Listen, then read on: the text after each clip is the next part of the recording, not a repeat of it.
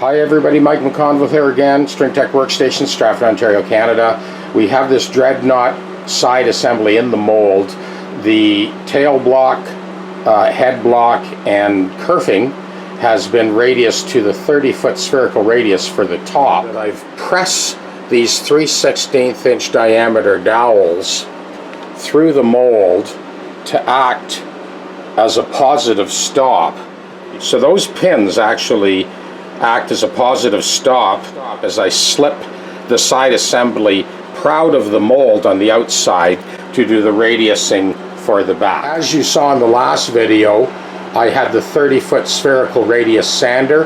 Well, this is another sander. I designed these, built these, put them together about 30 years ago. This is a 24-foot spherical radius, and that's what we're going to be doing on the back.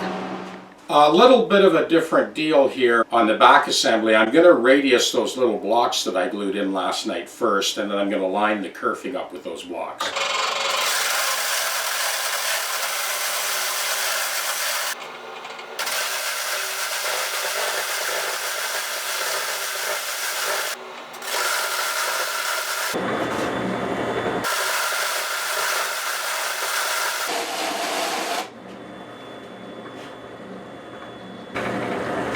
So like we did on the top, I'm checking the back before I put the kerfing on. I've got all the little blocks kind of leveled, and now we're going to put our kerfing on. So we'll just check all the way around for those tolerances, looking good. And there's the tail block, 100% contact. Come around the other side. Yeah, looking good. We've got 100% contact, and let's have a look at the head block. So now we're ready to put the kerfing on.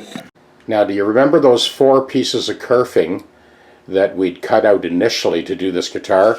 Well, that's what's left over. So not a lot of forgiveness on that. You don't want to blow too many pieces. I blew a couple as I went, but we had enough to finish that guitar. So the back kerfing is now glued on.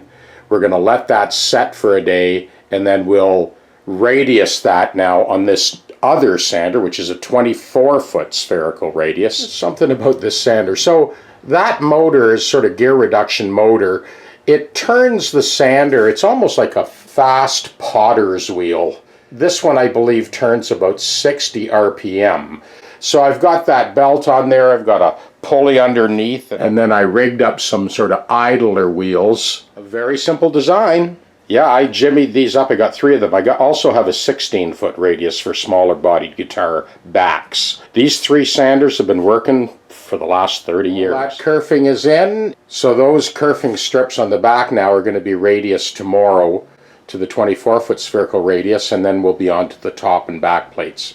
Now that the side assembly is complete, other than radiusing the kerfing for the back plate, I've got to clean up the shop and sort of get back to some repairs and restorations, some setups. Also for the hockey puck fans, this is the flight case for the Tech Deck Elite. Steve Vai's guy, Thomas Nordig, this is the model he has. So I put the lid back on and then used that as a base for that radius sander you were just looking at. All right, so we got hockey pucks kind of quartered there. When I'm using that sander, there's quite a bit of torque. So those hockey pucks and the weight of the radius sander itself stop the whole thing from spinning when I lay that side assembly on to do the radiusing.